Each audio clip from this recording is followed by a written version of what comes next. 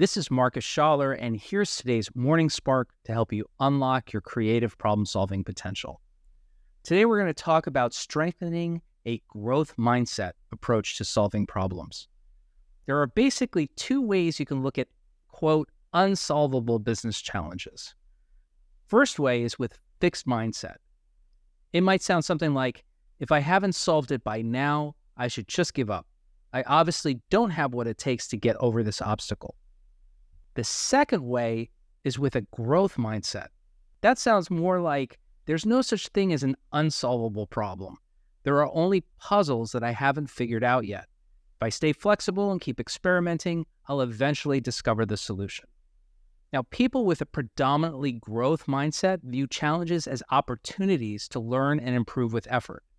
But for those with a predominantly fixed mindset, quote, unsolvable problems threaten their relatively static and unchangeable sense of self.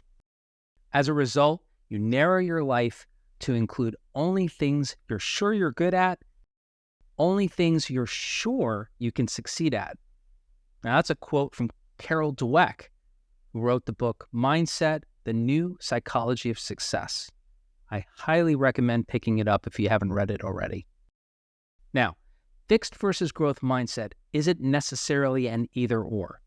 You can have a growth mindset when it comes to certain types of problems and a fixed mindset when it comes to others.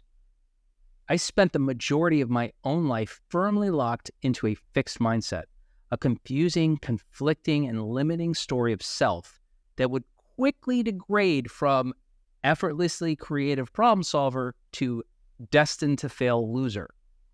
Some obstacles were relatively easy for me to overcome, but whenever I faced a tough problem that threatened my preferred identity of effortlessly creative problem solver, I would quit and run in the other direction. The thought of failure was just too threatening to my fragile self-concept. Can you relate?